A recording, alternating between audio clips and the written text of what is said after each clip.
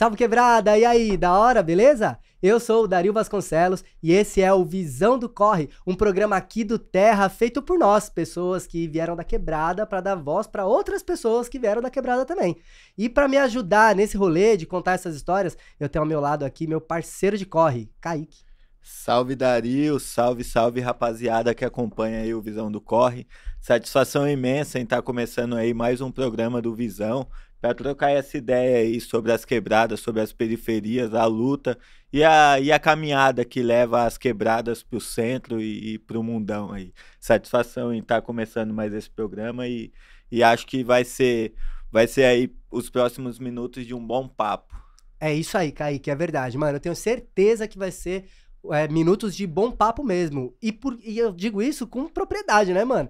Porque hoje a gente recebe aqui nos estúdios do Terra uma pessoa, eu vou chamar de ilustre, né, mano? Porque quando é gente da gente, a gente tem que enaltecer, né? Tem que falar que é ilustre. Ó, vou até ler aqui pra não deixar passar nada, certo? Ele é morador do Capão Redondo, ativista social, líder comunitário desde 2014 da ocupação Portelinha. Se eu estiver errado, ele vai me corrigir. Que reúne mais de 2.000 famílias. E ele também é um dos fundadores da ONG Unidos da Portela. Seja bem-vindo, Jobson Gomes. Opa, o prazer é todo meu, cara. Tô nem acreditando que eu tô aqui. É uma honra poder ser voz e falar um pouco da minha história e juntar tudo isso, a toda a realidade aí social que eu vivi até chegar aqui. E é uma honra poder ser voz e falar não só das ações sociais, mas das dificuldades, das necessidades, da importância de que ações como essas que nós temos promovido aí através de... São muitos os parceiros, têm levado comida à nossa quebrada. A fome é uma realidade social triste, mas ela é real. Pode e é crer. isso, eu tô aqui para falar também das coisas boas da nossa quebrada. Salve Capão Redondo! Opa, salve, salve, Capão! Salve Capão! Zona Sul, Morro do Piolho, Comunidade da Portelinha. E é uma honra estar aqui com vocês. Vamos que vamos. Da Vamos pra hora, cima, Jobson, pô. da hora. Ó, seja muito bem-vindo aqui, tá? Essa casa aqui também é sua, né? Tá eu e o Kaique representando a quebrada, representando a favela aqui, mas essa casa aqui também é sua e essa casa é nossa. Sempre que você quiser falar, meu mano, quiser dar um recado aí pra sua quebrada, ó, olha nessa câmera aqui de cima e manda um recado aqui pra galera, tá bom? É Beleza? isso, vamos lá, gente. Vamos pra cima, hein? Vamos ouvir aí, vamos trocar um papo. É Realidade social. Boa. Diga, Kaique, o que você ia falar? Vamos lá, e Capão Redondo, que pra quem é de fora de São Paulo, do mundão aí todo, é uma das quebradas mais conhecidas do Brasil, né? Quando se fala de favela, muito por causa dos Racionais, claro, mas se fala de favela, se fala de quebrada, Capão Redondo com certeza vem à mente. Capão Redondo representa as favelas de São Paulo, né? Quando Sim. você fala, né? Você fala de Capão Redondo, você fala de Brasilândia, você fala de Heliópolis, você fala de Paraisópolis, são as quebradas que chamam a atenção. Chamam a atenção pro rap, chamam a atenção pra cultura, mas também tem outras coisas que devem ser faladas também do Capão Redondo, e é isso, pô. Pode crer. Mas a gente, acho que o pontapé inicial dessa conversa, né, Kaique? Acho que ainda nem é o Capão, tá ligado? Vai ser, mas ainda não é.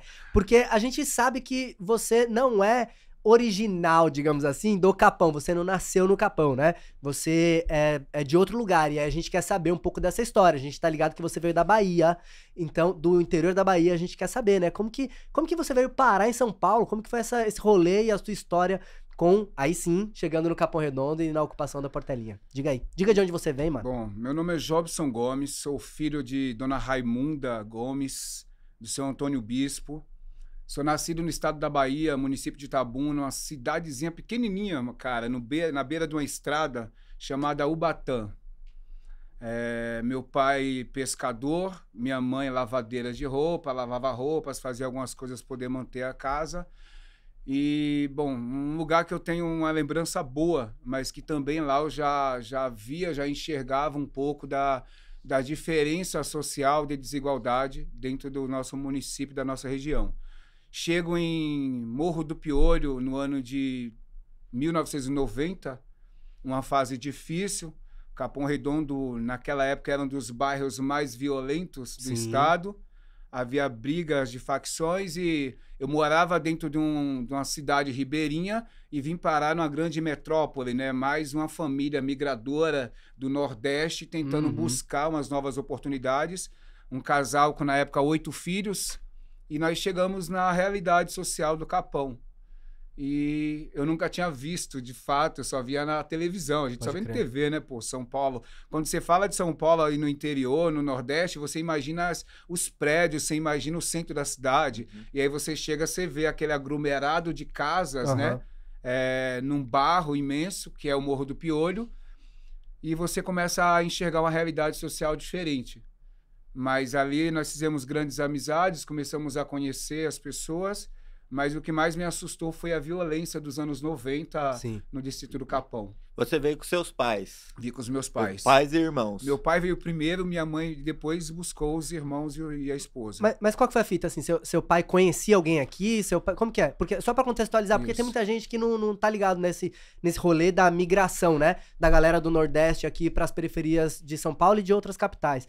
Seu pai conhecia já alguém, não? Ele veio pra trampar? Qual que foi a fita? A situação tava bem difícil, né? Pra ele poder manter a pescaria, que era o forte da cidade, estava fraco, e eu tinha uma tia que já morava em São Paulo há 10 anos. Tá bom. E aí ela falou com meu pai a respeito de um terreno que uma vizinha estava vendendo ali no Morro do Piolho, ali no Capão, e ele decidiu vir. Veio 3 anos antes para cá, e 3 anos depois que ele tinha conquistado, comprado o terreninho, ele mandou buscar a mulher e os filhos. E chegamos à rodoviária do Tietê, velho. Meu Deus do céu, que loucura foi aquilo. Eu lembro até hoje daquele ônibus, praticamente aqueles pau a pique quase falando, né? E aquele monte de criança chorando dentro do busão, comendo farinha, jabá, eu não consigo esquecer disso. Sim. Aquelas conversas daqueles senhores que esperavam a nova vida na cidade grande, né? Sonhando conquistar coisas, isso e aquilo, porque a ideia que nós temos, quando nós estamos lá e chega a pessoa de São Paulo para ir para Bahia, ou seja, qual for o lugar do Nordeste, é que todo mundo é rico, todo mundo tem uma situação boa aqui, né? E as pessoas chegam lá levando presentes, né? Então você imagina que realmente é. Só que eles não contam que eles trabalharam o ano todinho ali, ralaram bastante para poder chegar lá e levar o melhor para aquelas famílias. Sim. E o meu pai veio nessa expectativa, a minha mãe também. Aqui ela começa a trabalhar como doméstica, né? O meu pai como pedreiro, e começa a lutar para conquistar e conseguir nos educar. Pode crer. Você tinha quantos anos quando veio? Eu tinha Foi 10 em 90, anos, certinho? eu tinha 10 anos, eu tinha 10 anos. Ia fazer 11 anos quando eu cheguei aqui. Foi Então, em 1990. 1990. É louco. Chego aqui. É louco ouvir essa tua história, cara, assim, e eu imagino que um monte de gente se identifica também, né? Porque a gente recebeu a Ediane Maria aqui um tempo atrás, Essa é a né? história de São Paulo. Mano. Essa é a história de Ela São contou Paulo, a mesma velho. história, tá ligado? De São Paulo é Ó, tô arrepiado, mano. Vem a galera do Nordeste pra construir São Paulo aqui e morar nas periferias. É isso. Basicamente E, isso. infelizmente eu digo infelizmente não com de uma forma ruim, mas a maioria das famílias que vêm do Nordeste, elas acabam indo de fato para a periferia, pras bordas, né? que é a borda do sistema. O São Paulo não comporta, não recebe, na verdade, esse nordestino diretamente em situações centrais e bairros nobres aí, né? Dignas, né? Infelizmente. Só para construir, para se fazer, Para né? construir. É a mão de obra. É a mão de obra que precisa ser usada, e vai ser com os nordestinos, com os pretos, enfim, né? É a mão de obra pesada, né? Que não é valorizada. Não, louco você falar isso, porque assim, a minha história é a mesma, tá ligado? Minha mãe é de Itabuna, Bahia. Itabuna, velho, só mesmo quebrada. município, né? Só quebrada Pô. lá na Bahia. Minha mãe é de Itabuna, meu pai é de Sátiro Dias, que é uma cidade um pouco distante. Eles se conheceram em São Paulo, obviamente, mas meu pai, por exemplo, veio pra São Paulo nesse rolê, né? Da mão de obra barata, meu avô, construção civil e tal, e foram morar lá na Zona Sul, né? Na quebrada. Mas é isso, né? Mesma coisa minha. Sim. Os meus avós vieram do Piauí ainda antes disso, então participaram mais ainda da construção de São Paulo, que meu avô veio para São Paulo nos anos 50. Então ele conta as histórias de que de Santo Amaro para cá era tudo estrada de terra. Então as histórias acabam sendo, de quem tá nas quebradas, nas periferias, acabam sendo muito semelhantes, muito né? parecidas, né? Isso. E é esse rolê, assim, que você falou, né? Você chegou, a gente provavelmente não tem essa visão, né? De chegar em São Paulo e ter essa ideia de São Paulo, porque a gente já é daqui, né? Mas a nossa periferia também era isso que você falou, né? Barro, barraco, mamona, guerra de mamona na rua, né? E violência, muita violência. Muita violência. E se torna quase comum, né? Pra nós que somos criados ali. Se torna quase uma coisa comum. Né? Eu lembro que com meus 10 para 11, 12 anos, nós ficávamos com medo quando não tinha quando o caveirão não subia ou quando não descia um corpo do morro. Pode crer. Então nós ficávamos assustados porque ia acontecer algo pior nos próximos dias. É. Quando morria um cara, um menino de 12, de 11 anos, ficava com medo quando não morria ninguém, porque quando não morria alguém, não falava, olha, mataram fulano, cicrano, né? Cara, vai acontecer algo pior daqui a um dia, então não vamos sair pra rua. Então nós ficávamos dias trancados ali dentro de casa. Mas jogar bola de gude, correr, brincar de pega-pega, polícia e ladrão, cara. São tantas as brincadeiras que nós da quebrada aí dos anos 90, dos anos 80, que nós convivemos e que infelizmente hoje em dia também não acontece mais. Não acontece, Você não não acontece. vê isso, né? Mas, ó, a gente interrompeu... Você ia falar, Kaique? Isso. Não, a gente interrompeu na sua chegada aqui em São Paulo. Mas aí teu pai já tinha comprado o terreno ou não? Ele chegou com essa ideia de comprar o terreno? Ele já tinha comprado o terreno, só que não tinha construído. Então nós ficamos na casa dessa minha tia, saudosa tia Jardilina, que nos recebeu. Enquanto nós ficávamos lá, ela com aquele monte de meninos ali, meu pai construía a sua casinha, o seu sonho, né? E o que me chamou a atenção é que eu chego nos anos 90 e pessoas se destacando, correndo, fazendo corre para buscar água, não tinha água rede regularizada. Eu via um buscando, tentando puxar a fiação e puxava, acho que era na época era cruzeiro ainda, puxava 5 cruzeiros de um, 5 cruzeiros de outro, para poder fazer a distribuição. Aquilo me chamava a atenção, eu não sabia o que era o Estado, porque o Estado não estava lá. Lógico. Então, o que eu entendia é que as pessoas mesmo conseguiam puxar de um poste, de um poste central, de uma avenida, e puxava para dentro, e isso distribuía para cada um, e tinha um valorzinho ali que conseguia cobrar para fazer a manutenção. Então, eu já venho, de fato, lá atrás eu já vivia o que hoje nós fazemos para milhares de famílias, né? Sim. Então, não tinha acesso à água, não tinha acesso à luz, não tinha acesso a esgoto. O esgoto, nessa época, ainda era céu aberto. Então, quando você chega também em São Paulo, vindo dos Nordestes aí, você encontra a desigualdade na cara. Você é recebido dessa forma, mas você já vem com aquela vontade de vencer, irmão. Então você vai se juntar com o povo para trazer a melhoria, ainda que irregular de uma forma, como alguns dizem, criminosa, mas necessária para poder fazer com que as pessoas tenham acesso a esses itens que, infelizmente, às vezes o Estado ainda continua negando, que é o direito de moradia, de saneamento básico, né? E lá atrás eu vi as pessoas fazendo isso, cada um do seu jeito, né? Do seu jeito comum, simples. Olha, tem que comprar 2 metros de fio, tem que comprar uma lona, tem que comprar madeira, enfim. Vamos cavar esse buraco aqui para fazer com que essa água, esse esgoto seja aberto aqui e vá para um córrego maior. Então, eu já via isso. E me diz uma coisa, assim, só pra gente ir avançando. Mas você tinha, assim, teu pai, tua mãe se envolveram nessa... Porque é uma coisa de comunidade muito presente na quebrada mesmo. Esse negócio da ajuda que você falou. Da união. Da coletividade, né? Tipo, um empresta a enxada, o outro vem com a massa, o outro... É normal na quebrada. Mas teus pais, eles se envolveram de cara com isso também ou não? O meu pai sempre teve... se envolveu sim, mas ele teve um receio na questão de se envolver muito, até porque era uma época muito violenta, né? Então, quanto menos você aparecer, ou quanto menos você se mostrar, melhor era, né? Pode crer. Então, cara, tu chegava na quebrada, o cara que era o mandante, se ele se engraçasse com a tua mulher, pai... Era você poucas. Vem do Nordeste, era poucas. O cara dizia, ó, Zezinho, mete o pé, a mulher é minha, vou cuidar dos filhos, e isso. Era isso que acontecia na quebrada. Não tinha... Essa era a realidade. Então, meu pai, por ser um homem, acho que com visão, quanto menos me mostrar tal. Mas sim, eu via ele se juntando com enxada para levantar, para bater laje, para levantar a casinha de algum senhor que não conseguia pagar, isso acontecia. Então, isso também me chamou muito... Acho que conduziu, influenciou muito no que hoje eu faço.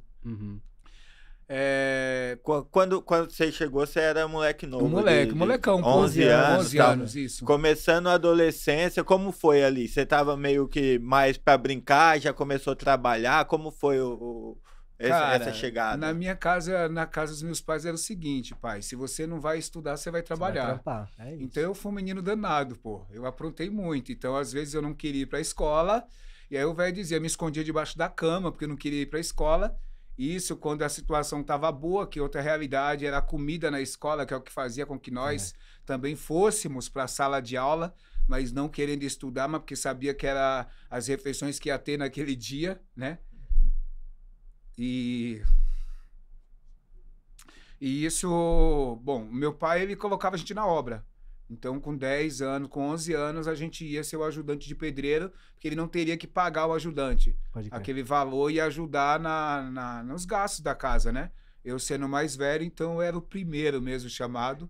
E eu ia trabalhar numa boa, né? É isso. Às vezes queria brincar, mas não dava para brincar. Às vezes eu queria sair com os amigos, não tinha como sair, porque eu tinha que trabalhar para poder contribuir com a grana, para Ô, poder Jobs, ajudar. Isso que você tá falando, mano, é zero surpresa pra nós, né? Porque, mano, responsabilidade de criança de quebrada, talvez É hoje isso. você pode falar melhor do que eu aí, que você, né, tá envolvido ali com o projeto social e tal, mas na nossa época, mano, qualquer criança já tinha responsa em Já casa, tinha. mano. Qualquer criança de quebrada. Até hoje ainda tem esse pá, tá ligado? Tem sim. Né? Você Tem encontra algumas que regalias tem hoje em isso. dia, né? Que a vida melhora também pra todo mundo, né? Só pros brancos e pros ricos.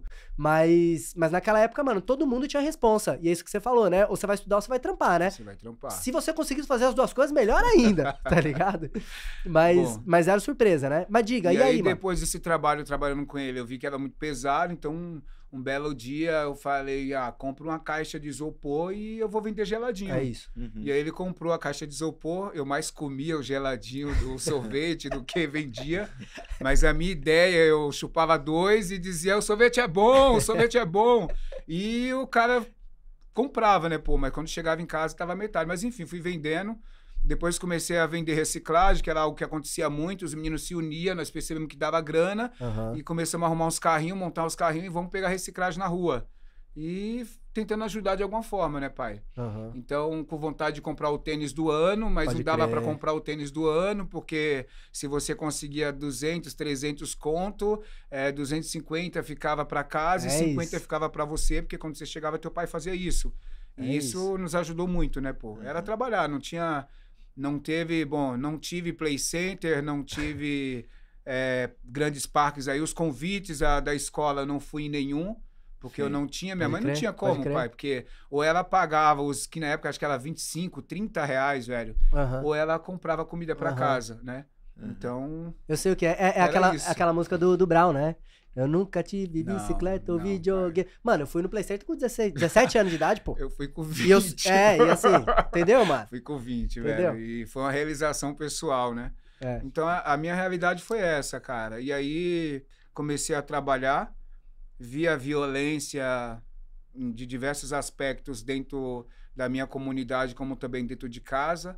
Situações que vieram também fazer hoje a lutar pela a segurança, tanto das mulheres que são agredidas, enfim, tudo isso. Então, a história da minha vida ela se constitui de resistência, Pode né? crer. De tentar transformar o que eu vivi lá, fazer o que eu vivi que outras crianças, outros jobinhos, outros meninos aí da nossa quebrada não tenham que viver, É né? isso. Não tenham que passar, né? E se você olha pro Capão Redondo, a gente falando em Capão, olha pro Capão hoje e olha pro Capão dos anos 90, é outra Não, coisa. Outra história, fita. Mas essa mudança não aconteceu da noite pro dia. Não.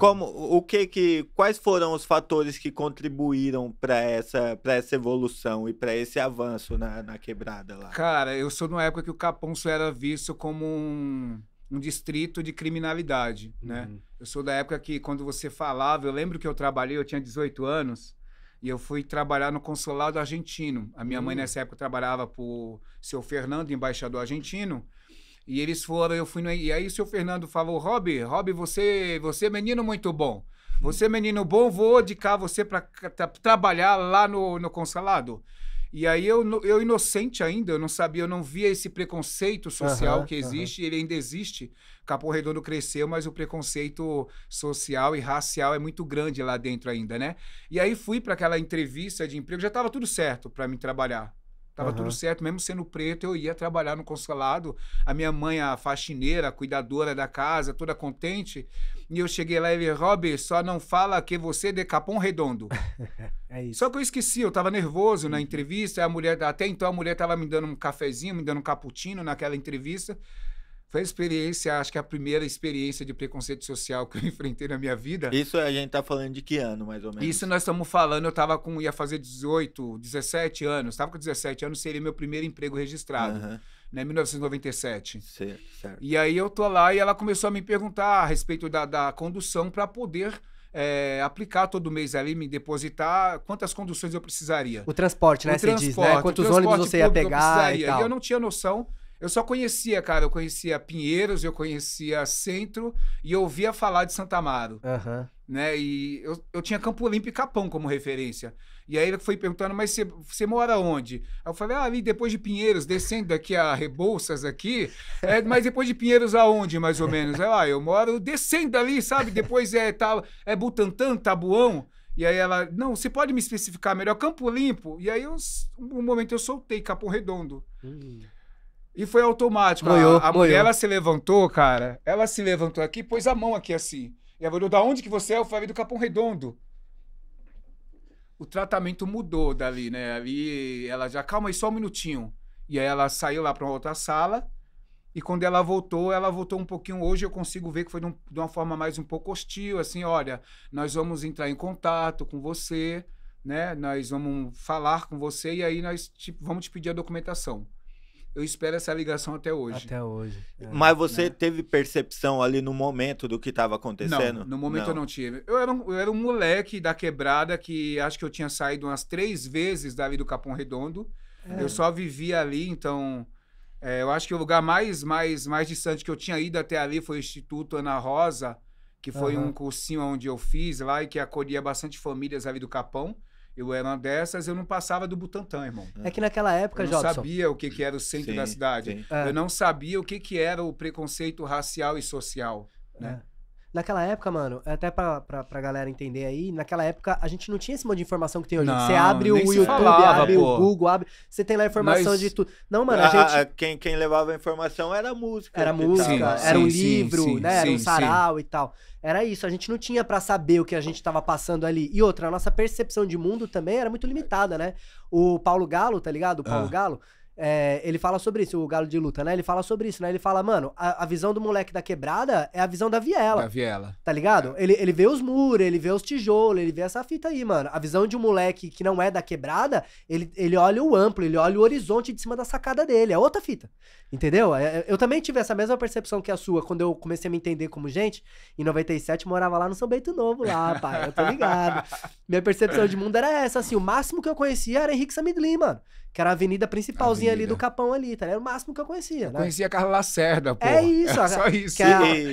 Diga. Não, e quando você passou a ter essa percepção, assim? Os anos foram passando, mas quando você passou a se entender como um homem preto, um homem de favela e tal, quando que foi? Como foi esse processo?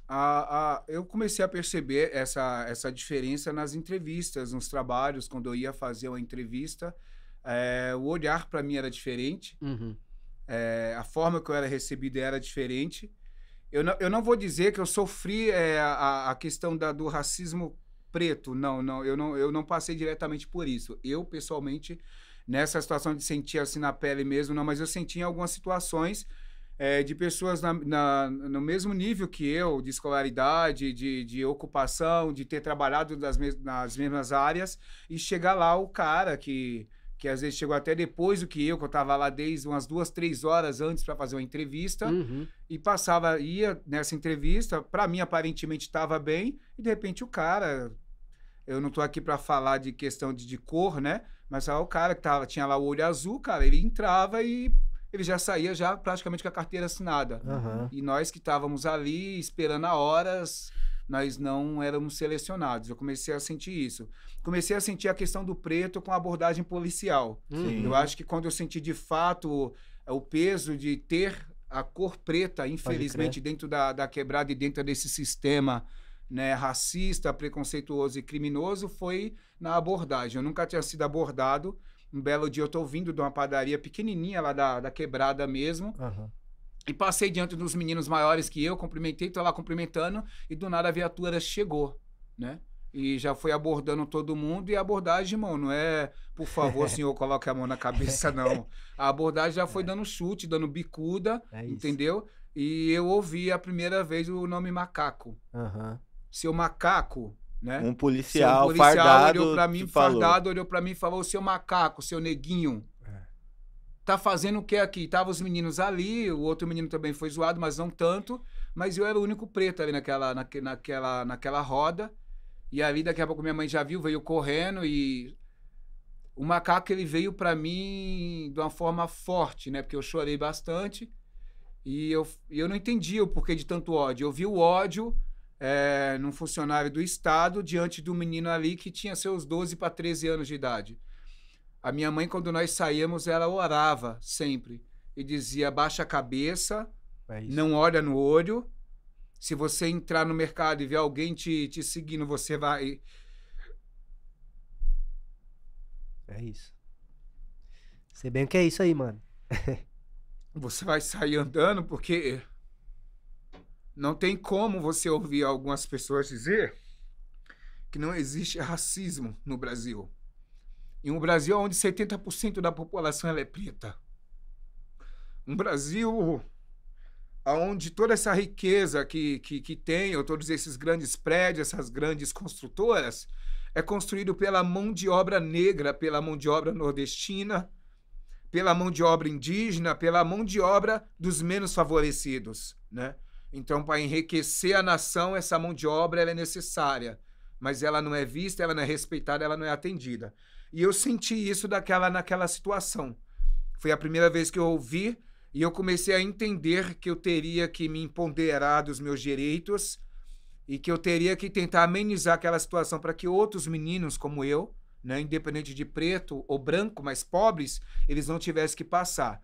Mas a realidade mais forte que toda pessoa da quebrada sente em relação à questão social e de cor é com o Estado, com a justiça, que ela aparentemente ela é dita que é para nos proteger, mas eu vou dizer aqui algo que a polícia que está aí, o Estado que está aí, ele vem para nos matar, para nos oprimir.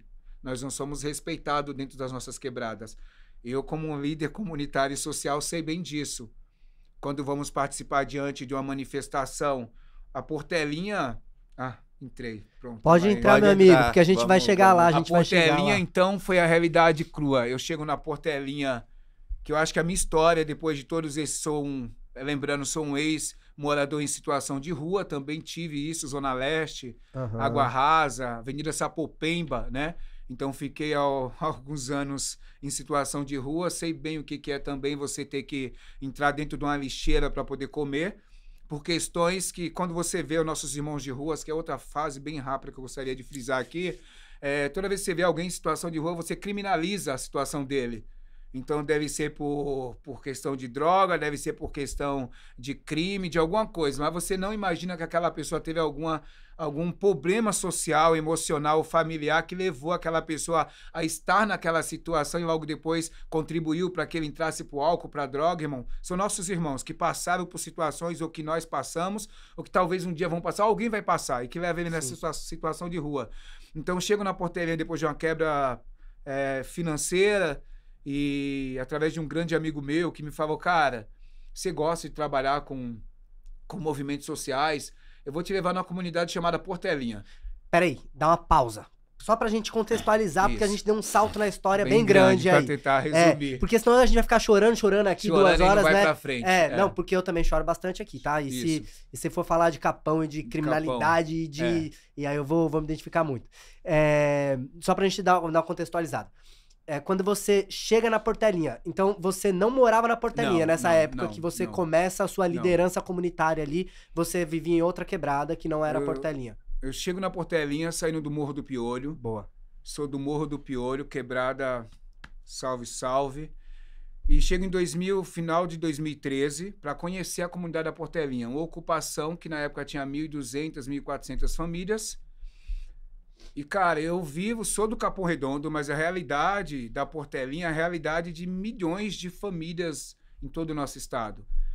Eu lembro do Morro do Piolho, mas eu acho que eu era criança, eu acho que a realidade urbana, social, não me causou tanto impacto como criança. Quando eu volto lá e vejo essa realidade já nos meus quase 27, meus 33 anos, acho que foi quando eu cheguei na Portela, 33 anos, então que eu vejo aquela situação e aquele sofrimento no rosto daquelas pessoas, eu olhei, cara, eu fui lá, na verdade, para trabalhar com artes cênicas, com trabalho. Eu fui salvo através de um projeto social chamado Projeto Grupo Vital de Teatro, que é uma mulher chamada Elizabeth Carvalho, que através da arte ela resgatava pessoas das biqueiras, do tráfico, da rua. Você estava em situação de rua? Nessa época não, nessa época eu já estava em casa. A rua, eu vivi em situação de rua aos meus 26 anos.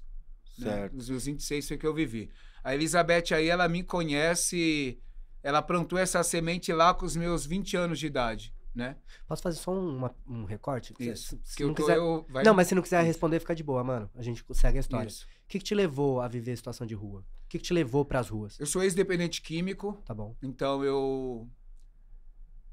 o acesso à droga dentro da quebrada é algo muito fácil. Quando você é um menino de quebrada, você tem algumas coisas como referência. Uhum. E você vai ter o cara que é o pancado, o boy, o chefe da quebrada. E, infelizmente, você vê o cara com a moto, você vê o cara com dinheiro, e não tem como você não dizer que o menino da quebrada ali, ele não tem outra referência, irmão. A referência que ele tem de ser bom, de se dar bem na vida é aquilo ali, se é que você tá me entendendo. Com os panos loucos, portando Mano, tudo uns da panos hora. da hora, uns panos ali do momento, É a o referência tênis, mesmo, pá. não tem como. Então, o que você vê de referência é aquilo. Você tem a referência do teu pai, mas a referência que você tem no teu pai ali é um homem trabalhador, um coitado ali que tá se matando 3, 10, 15 leões por dia pra levar comida, irmão. Não tem roupa, Na quebrada não a tem gente pano. chama de Jão. É o Jão. Isso, é o Nosso João, pai é o João. É isso. E aí você quer ser o outro. Você quer ser o cara quer ser o pá. que pega as minas, porque as minas gostam de pano, as minas gostam de... Entendeu? E você vai atrás disso. Então eu começo a usar droga nessa fase aí. Tá bom. E aí quando eu vejo, eu já tô nos outros caminhos aí que só vai prolongando e vai se Só afundando piora. mais. E aí foi quando a rua, ela me levou por causa disso, né, mano? Mas a rua também, ela me ensinou bastante. Volto então pra Zona Sul. Boa. E aí na Zona Sul começo a tentar me reinventar, começo a tentar me reconstruir, vou tentando por mim mesmo me afastar da droga e começo a entender que eu posso ser algo, eu posso ser uma referência ali. Uhum. Eu não tive uma referência naquela época. Eu ouvia falar dos caras que cantavam rap, mas eu mesmo não via, de fato, uma atuação social dentro da quebrada. Uhum. Eu via uma atuação de protesto, de usar o rap para mostrar realmente Sim. qual que era a realidade da quebrada. Sim. E vi o rap também ser marginalizado e ser criminalizado, né?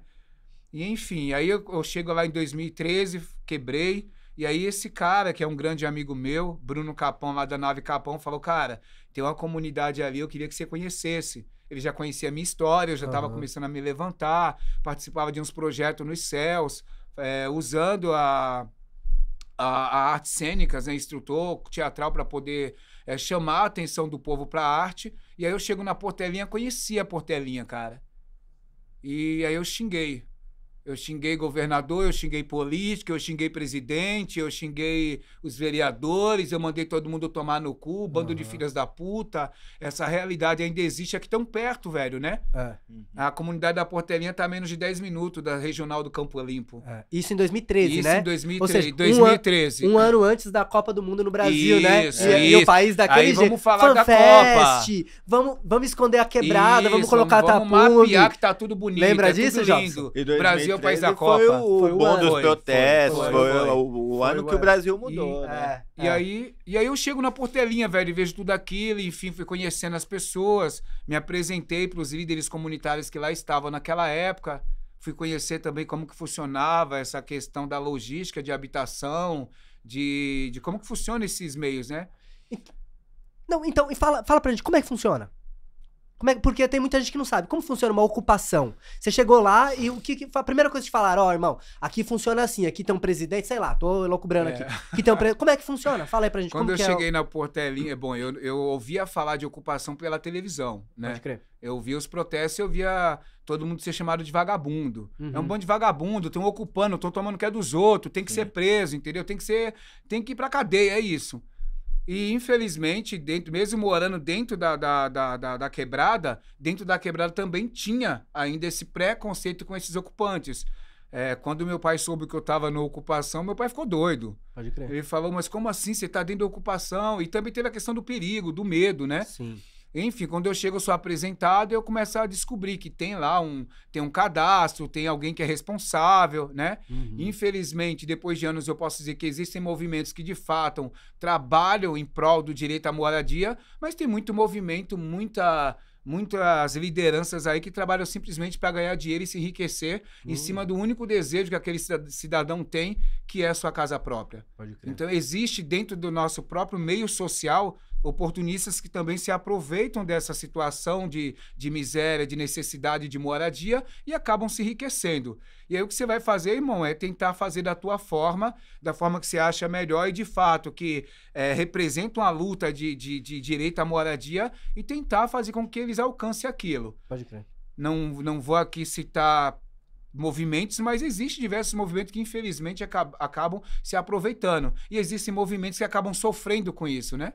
Como em vários segmentos, né? Em vários segmentos. Mas a Ediane veio aqui, ela também deu o depoimento dela com relação à ocupação quando ela chegou e tal. E aí junto a isso, queria te perguntar isso, né? Então, o principal objetivo, porque muita gente acha que quem vai morar numa ocupação é quem tá em situação de rua, é quem não tem... Não, essa é a extrema vulnerabilidade, né, social. Mas cara, o principal objetivo de uma ocupação é direito à moradia apenas? Eu tô falando isso porque tem uma aspa tua que fala que você não entrega só cesta básica, você tá lutando por outras coisas. Direito. A moradia... Cara, quando tu chega... Ela falou alguma fala que, cara, quando tu chega numa ocupação, aquelas famílias que ali estão ali, é a última saída. Sim. É a última saída. Então, quando você chega na ocupação, você conhece pessoas que, do nada, tem uma semana que veio parar em São Paulo e ficou sabendo que tinha uma ocupação que estava dando terreno. E você que nunca viveu aquela realidade, você vai cair ali, né? Eu chego na Portelinha, realmente eu não estava morando, mas com 3 meses eu estava lá dentro. A minha situação piorou de uma forma que eu não tinha como pagar um aluguel de R$300. E a minha realidade foi a Portelinha. Então eu chego na Portelinha, encontro um terreno, negocio com a pessoa lá, porque eu queria, de fato, um terreno que fosse em frente ali àquela rua, porque quando eu chego na Portelinha, eu chego já pensando em construir algo lá dentro, né? E aí chamei as famílias, começamos a falar. Quando você entra na ocupação, o primeiro pensamento que você pensa é moradia, mas quando você entra na ocupação, você vê que tem outras necessidades. Você tem a necessidade da educação, você tem a necessidade da fome, você tem a necessidade da segurança, você tem a necessidade diversas, pô. Mas a educação, de fato, foi algo que me chamou a atenção lá dentro. Depois, quando eu chego na Portelinha, é dividido, né? Eles começaram a entender que eu era um cara... Acho que enxergaram que eu era um cara diferente e eu queria atuar. Eu entrei, me apresentei e falei, olha, meu nome é esse e eu quero trabalhar nisso. Eu posso contribuir? E foi me dar o carta branca. Então, a primeira ação que eu fiz na Portelinha foi criar uma salinha de reforço escolar. Isso quando? Isso em 2014. 14. Assim que eu entrei, foi a primeira coisa que eu fiz, foi isso.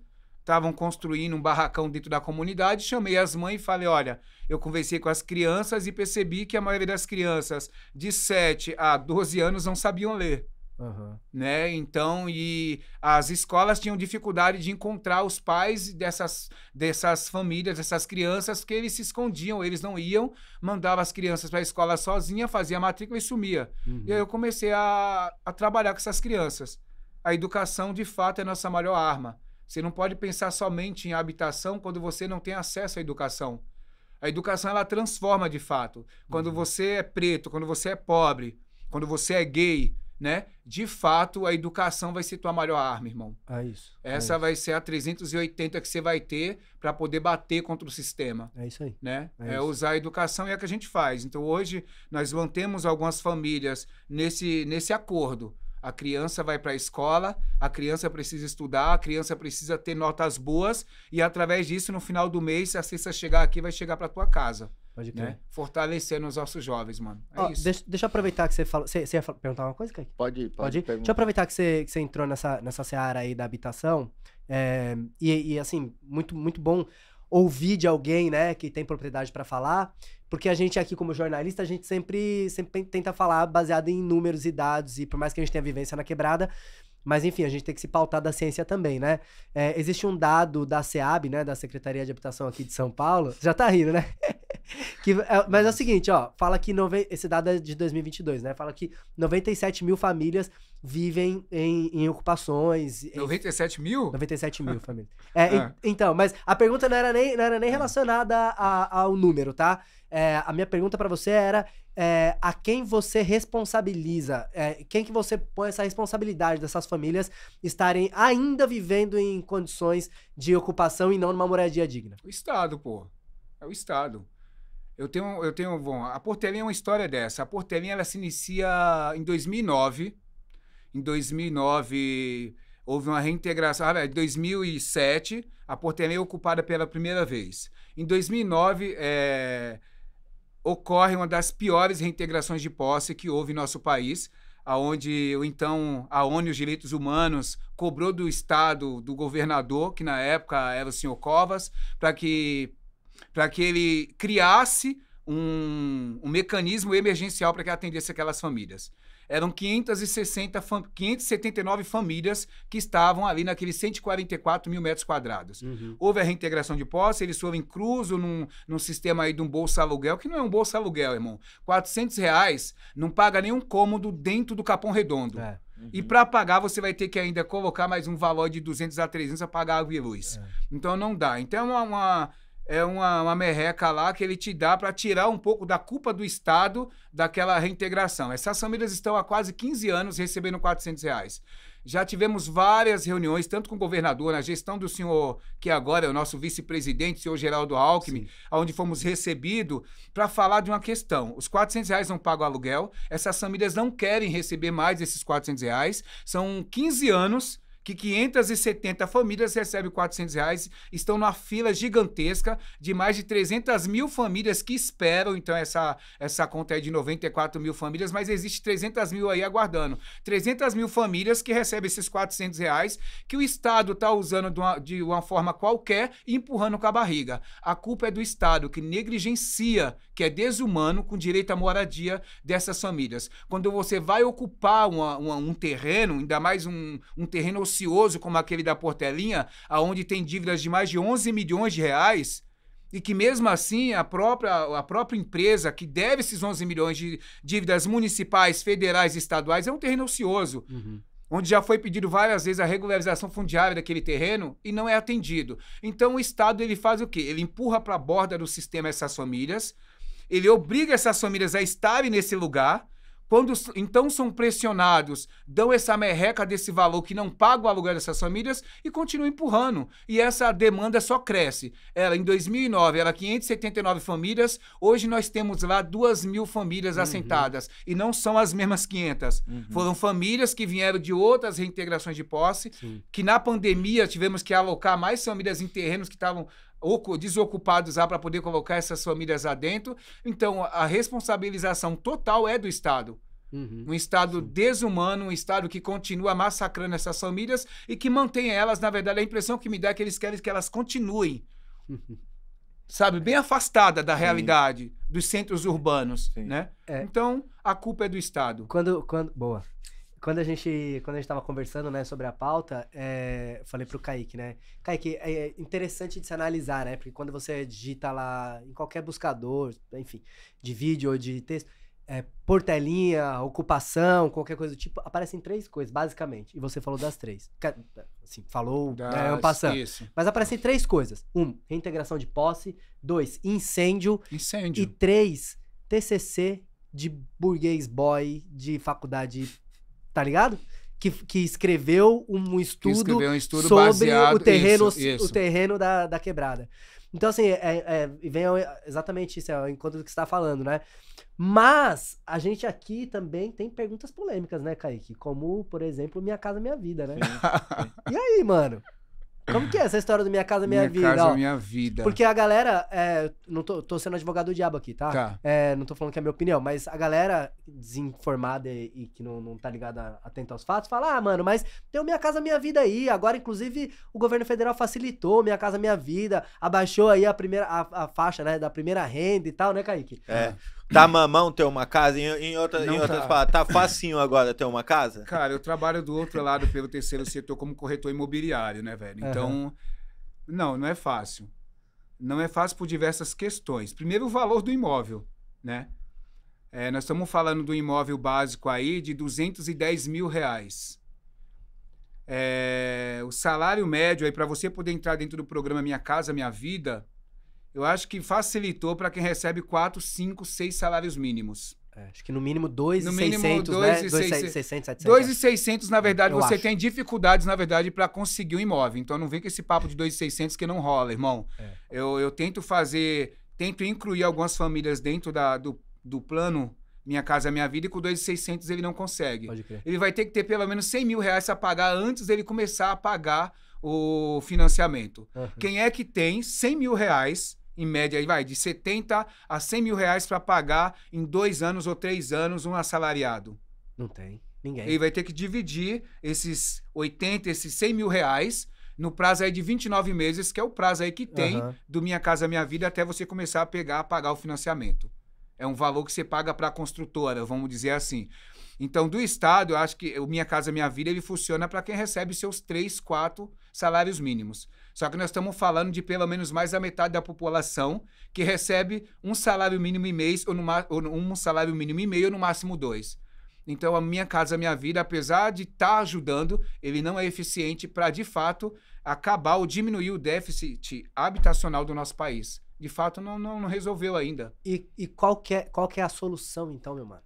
Eu sei que essa é uma pergunta de 1 milhão. Eu sou um menino comum, né, cara? Eu vou dizer da minha visão, de como que eu vejo. Tá bom. Nós vivemos num país extremamente rico, um dos maiores países, dos países mais ricos da América Latina. Nós temos... Eu vou falar... Eu tava estudando, tentei estudar ali para fazer bonito aqui, velho. E aí eu não tive tempo, que eu tava resolvendo algumas ações, e eu fiz um estudo ali técnico, né, de um script, mas acho que não vai dar certo. Eu vou falar só do estado de São Paulo. Nós temos de imóveis desocupados 592 mil imóveis desocupados no estado. Sim.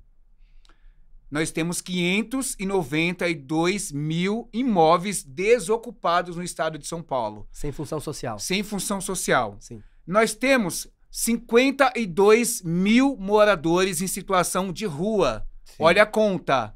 Nós temos, acabei de ver ali no estudo ali, até pega ali para dizer a fonte, são 590 mil imóveis sem função social no estado. Sim. 52 mil pessoas dentro do nosso município em situação de rua. Qual que seria a solução nessa situação? É colocar esse povo dentro dessas casas aí, desses lugares. Usar parte, é ocupar, né? E isso sem contar que parte desses 592 mil imóveis, eles estão ociosos. Sim. Então, se não faz por quê? Não faz porque não quer, irmão.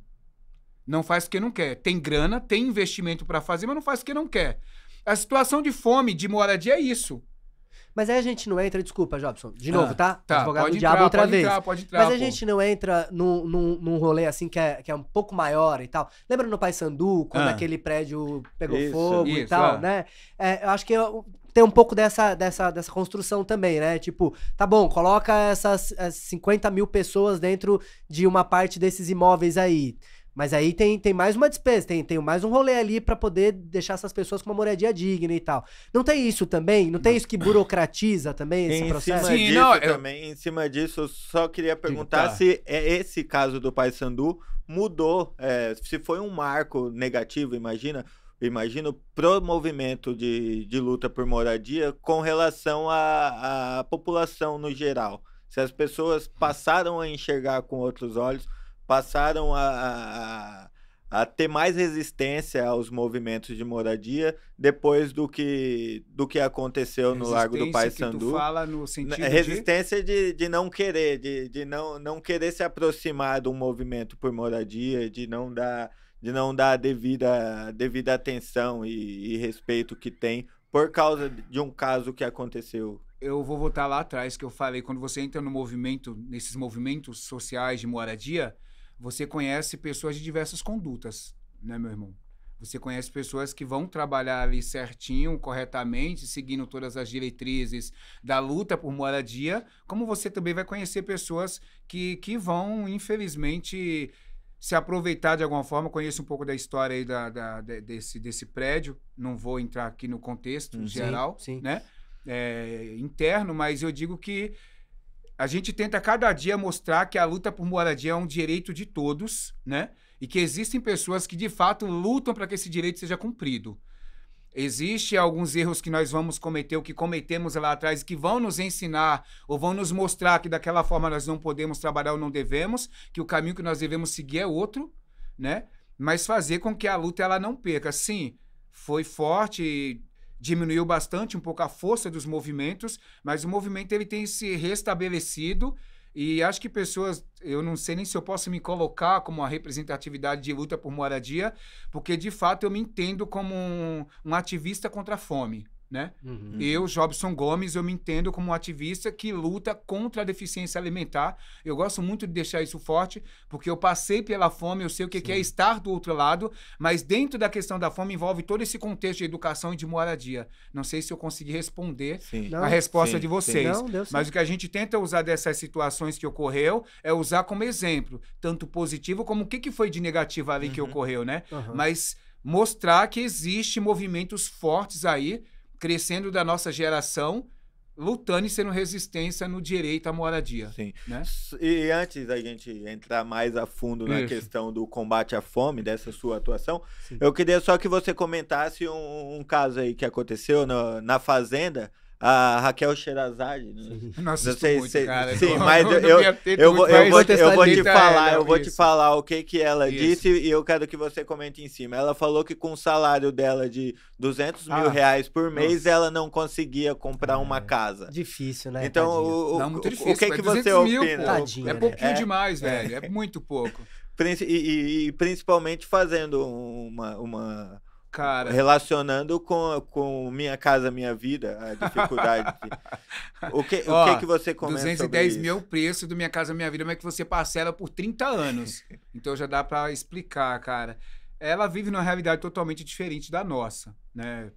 Admiro ela como pessoa, mas eu acho que ela colocou como pessoa pessoal dela, né? Como pela história dela e a inteligência que ela tem. Sim. Mas quando ela se coloca, a fala dela é uma fala de burguês, meu irmão. A fala dela é de alguém que viveu, né? Ou que tá ali no meio da burguesia, é uma realidade. Eu conheço amigos meus que choram porque o pai diminuiu a pensão dele de 40 mil para 30 mil reais, para 25 mil, entendeu? A minha realidade é que com 200 mil reais por mês, cara, eu não consigo nem imaginar esse total, esse montante de dinheiro, mano. A minha realidade tá ali nos 1.500, nos 2.000, nos 3.000 por mês, muito apertado, trabalhando em eventos, trabalhando como faxina, trabalhando como segurança, fazendo esses eventos por 3.000 reais. Eu consigo viver com 3.000 e pagar as minhas contas. Pode crer. Ela não consegue comprar uma casa com 200 mil, cara. Eu não consigo te dizer, mas a realidade dela é outra. A realidade dela é dos 5% da nossa nação aí, né? Não é a minha realidade, então eu não conseguiria te responder. Eu acho que a realidade dela mostra de fato, são 5% que vivem acho que vive essa situação, né? De ter 200 mil por mês e não conseguir comprar uma casa. São os ricos, né? São os ricos. Então vamos falar de alguma coisa que tá na sua realidade. Isso. E pra gente, inclusive, ir encaminhando aqui pro finalzinho. É o seguinte, tem duas coisas, inclusive, isso que o Kaique te falou, né? Sobre esse teu ativismo contra a fome. Acho importante a gente falar aqui, que acho que esse é o teu principal objetivo, a sua caminhada hoje. Então, eu gostaria que você falasse um pouco disso e falasse um pouco sobre o projeto Orsi, né? Eu acho que é importante a gente falar disso ali dentro da ocupação da Portelinha. E se você quiser também, aí você se estende um pouco mais e fala aí da ONG, né? Unidos da Portela. Diga lá. Cara, o Orsi, velho. Esses caras, mano, O Orsi, eu costumo dizer que eles são o exército do bem, mano. Pode crer. Eu conheci o Orsi em 2000 e vou tentar lembrar aqui, cara. Foi um ano antes da pandemia. Então, tô falando de 2018, 2019. 19, Em 2019, eu conheço o Orsi, né? De lá pra cá, nós perdemos as contas de quantas ações nós fizemos em conjunto. O Orsi tem uma história muito bonita, contada do Alê, né? Depois daquele milagre que ele recebeu. E eu li uma reportagem do Alê falando que depois que ele voltou, né, desse processo, ele decidiu ressignificar a vida dele, né? E o milagre do Alê, ele se tornou milhões de milagres aí. Cada cesta dessa que chega nessa família, eu digo isso que eu tô de frente ali daquela realidade. Agora mesmo que eu tava saindo para vir para cá, a dona Idete, a dona Idete passou lá na minha porta e ela foi falar comigo, falando, meu filho, a minha filha fez a inscrição, ela não conseguiu pegar o alimento. E aí começou a contar a história dessa mãe solo, que é o nosso público-alvo. O projeto Orsi, ele tem feito o papel do Estado, velho, na questão da luta contra a fome. As pessoas ainda passam fome na favela, mano? As pessoas, elas vão dormir tomando ainda água com açúcar, meu irmão, para poder dormir. Eu tenho pessoas que vão... Ó, e me arrepia, velho, que é uma realidade que eu vivo. As pessoas ainda vão dormir isso quando tem açúcar.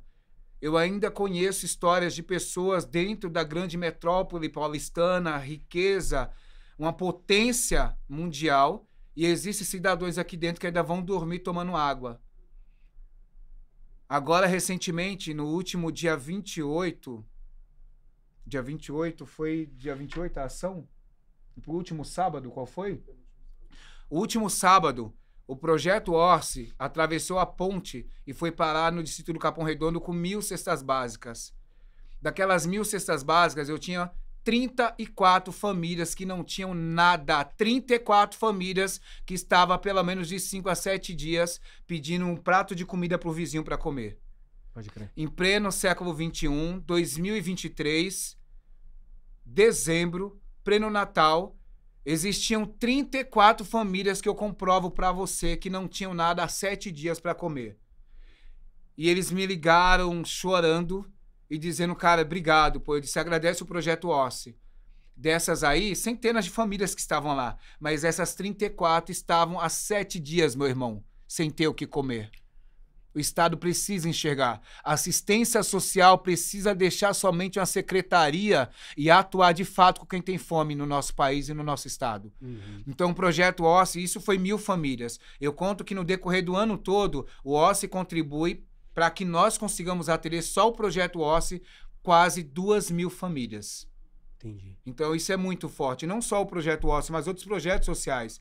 Então, a fome, ela existe, irmão. Pode não ser a minha realidade hoje, né? Eu não sinto fome, eu não passo fome hoje, mas eu já passei fome, então isso acontece ainda assim. Pode crer. Existe, pai. Eu sei que a gente... Você ia falar? Não, e essas Fala, 34 famílias são famílias que vivem em situação de rua? São ou famílias que moram em ocupações, são famílias que moram em casas ali no Parque Maria Helena, são famílias que moram na Coab Adventistas, que moram no conjugado de predinhos, mas não tinham comida. Então não necessariamente é uma pessoa que está na rua. Não, a pessoa não, tem não, um teto não. e mesmo assim não passa fome, Cara, não consegue comer. Eu tenho Parque Maria Helena, ali do Capão é um bairrozinho pequeno, Conheço. mas mais ou menos que você tem como um bairrozinho nobre. Aham. Eu tenho famílias de lá que estavam, tem uma família de lá que estava. E você vê a casa, é uma casa linda, mano.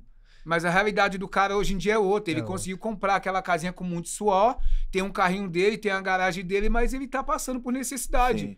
E ele tem que ir lá pedir ajuda para poder comer. Então, não necessariamente pessoas em situação de rua. A fome, ela atinge a todos. A todos. Ó, eu sei que eu falei que a gente tá indo pro encerramento, Isso. estamos mesmo, porque é o tempo aqui, né? Isso. Mas vamos lá.